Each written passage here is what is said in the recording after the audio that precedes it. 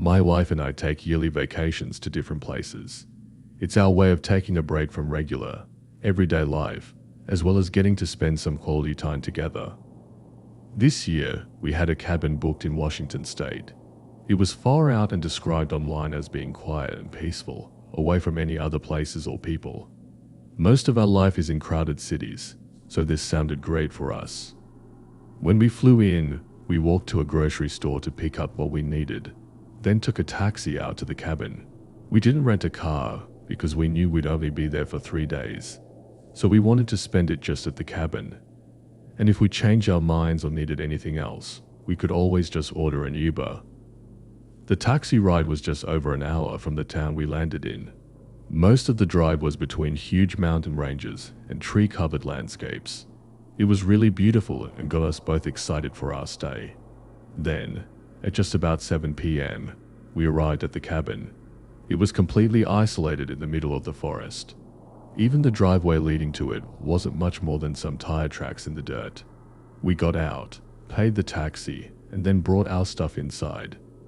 The cabin itself was small. There was the main floor, which had the kitchen and living room, with a ladder leading up to a loft area that had the bed in it. The bed area in the loft was short though. You literally had to crawl into the bed, kind of like one you'd see in a tiny home. Anyway, we'd unpacked the groceries and made a very quick dinner.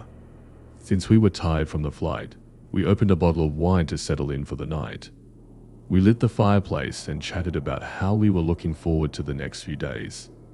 It was around 11 p.m. at this point, and as we talked, we both suddenly heard something outside. Someone was walking in the grass near the cabin. It was loud too, like they were really close. My wife looked nervous, so I tried to put on a brave face and told her it was fine. I got up and looked out the window. It wasn't until then that I realized how dark it had gotten outside. I looked around, seeing nothing but large trees everywhere and pitch black darkness surrounding them. I told her I didn't see anyone, then went over to the front door and opened it. Stepping onto the porch and turning on the outdoor lights, all I could really see out there was a small portion of the driveway, but I didn't see anyone there either. The forest was very calm and quiet too, so if they were still walking around, I felt like I would have been able to hear them. I went back inside and asked my wife if she heard the footsteps anymore, but she said the sound didn't seem to fade out. It just stopped suddenly, from somewhere behind the cabin. My brave act was starting to fall apart, and I told her to go up to the loft and stay quiet while I figured out what was going on. I went around and checked all the windows again, not seeing anything, so I went back to the front door. I was preparing myself to go back outside when a sudden thump shook the cabin. I looked up at my wife, who was staring at the ceiling. Someone was on the roof of the cabin. I stayed inside and called the police.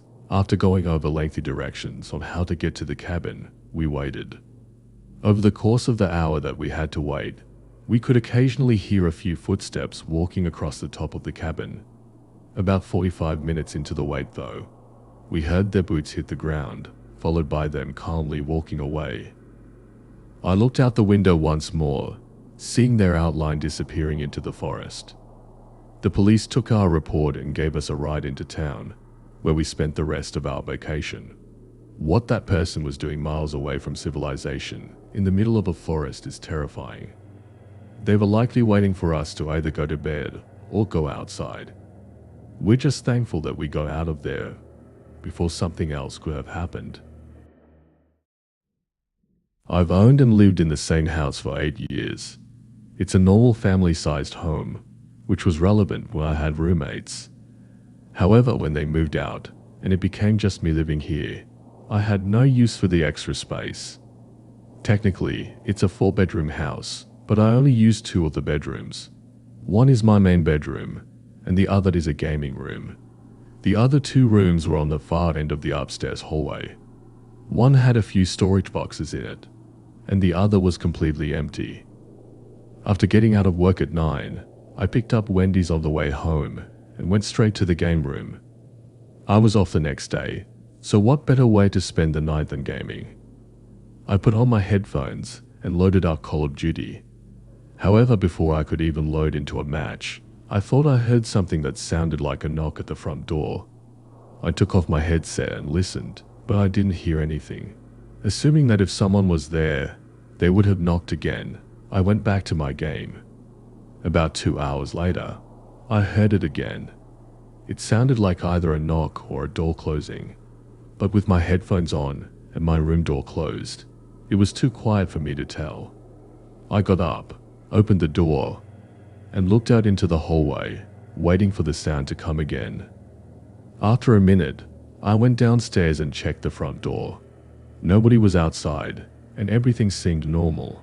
However, since I had been hearing these sounds, I made sure to lock the door before going back upstairs. To be more cautious, I left my room door open this time, so if it happened again, maybe I'd hear it better. I put my headset back on and continued gaming. I played through a whole round, which took about 20 minutes. As the game ended, I leaned back in my chair. A figure rushed past the open doorway, just off to the side of my view. I immediately threw off my headphones and jumped from my chair, horrified and unsure of what to do. I just stared at the doorway, unable to move for several minutes. When I finally looked into the hallway and eventually the rest of the house, nobody was there. However, the front door was unlocked again. When the police came and investigated, it became clear that someone had been hiding, and very likely living, in the empty room. I hadn't been in there for weeks, or maybe even months. So all this time, they could have been just on the other side of the wall from me, and I had no idea. It's really scary to think about, especially if I had happened to confront them. There's no telling what they might have done. This incident happened to me just over a year ago. I'm 24 and live in a townhouse in the suburbs. Living alone can get really boring, so I try to have friends over whenever I can. My closest friends come over a couple of times a week and sometimes even sleep over to escape their parents' houses. I didn't have any plans that night, but I had plans for the next day with my friend Sarah, who was supposed to come over for a movie night. So, I was really just trying to get through the night and looking forward to the next day. I went to bed early, around 9:15 p.m. In the middle of the night, I woke up and looked at my nightstand. It was 2 a.m., but the way I woke up was odd. My heart was pounding, and my brain was very alert, as if something was happening. I thought maybe I had just woken up from a nightmare, until I heard a click from downstairs. I sat up, and then I heard a door slowly screech open, followed by the sound of someone's footsteps entering my home. Although terrified, I thought it had to be Sarah or one of my other friends, as they all had keys to my house in case they needed somewhere to stay. I got up from my bed, walked over to the door, and opened it, stepping into the hallway. "Sarah." I called out, but no one responded. I waited in the hallway for what felt like forever. But then a bright light suddenly flickered on, lighting up the whole downstairs. A second later, a soft chattering noise came from the living room. Whoever it was had turned on the TV. For a moment I felt relief, thinking it was definitely one of my friends who had one too many drinks. I went down the stairs and into the living room, but in an instant, my whole body turned ice cold. Some random man was sitting on my couch, looking at the TV screen. He looked maybe 50 years old, with patchy long black hair and dirty clothes. As I stared at him in fear, he glanced over at me and showed a crooked smile, then waved his hand as if to invite me over to the couch. I turned around and sprinted right out the front door.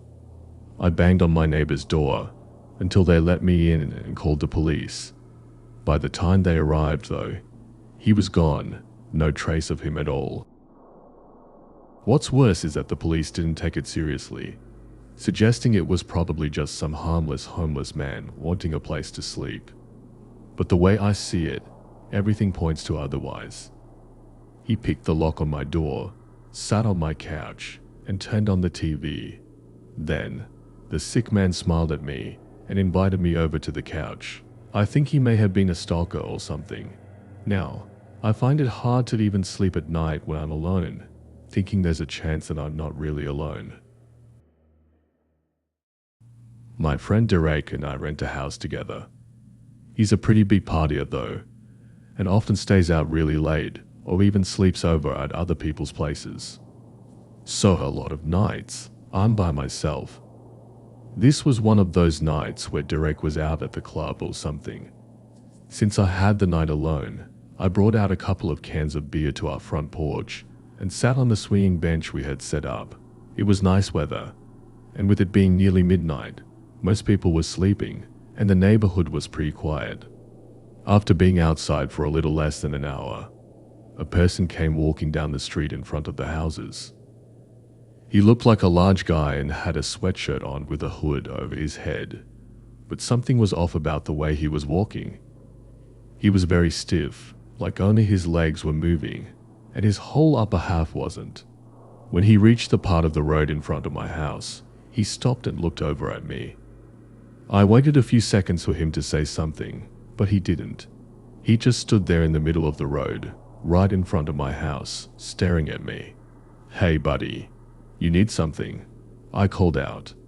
He stayed quiet for a moment, then started walking up my driveway. I stood up from the bench and yelled at him to leave, but once I realized he was getting pretty close, I hurried inside and locked the door behind me. I then watched through the peephole as the guy came right up to the door. He waited for another second before pulling something out from under his sweatshirt. It was hard to see from the small view I had, but it looked like maybe a hammer or a crowbar or something. Once I saw that, I knew what was likely about to happen. I ran upstairs and locked myself in the bedroom, dialing 911 and trying to be quiet. I could hear the wood splintering off the door downstairs as I pleaded with the operator for help. Then there was a loud thud and silence. The broken door swaying on its hinges was the only sound. I waited anxiously, only assuming that I'd hear the guy's footsteps approaching the bedroom door at any second. But seconds turned to minutes until I heard a cop car pull into my driveway. I thought about running down to the officers, but the operator suddenly told me through the phone to stay where I was and wait for the cops to get to me. So, I sat back down. 30 seconds later, I heard one of the officers walking up the stairs, followed by them shouting and firing off a taser. The guy had been standing right outside the bedroom door, as if he was just waiting for me to open it. He was arrested and apparently was very drunk, but I have no clue who he was or why he did what he did. As far as the officers have told me, the guy wouldn't even say why he was walking down the road or what he was doing there. All I know is that if I had opened that door, it would have been the last thing I ever did.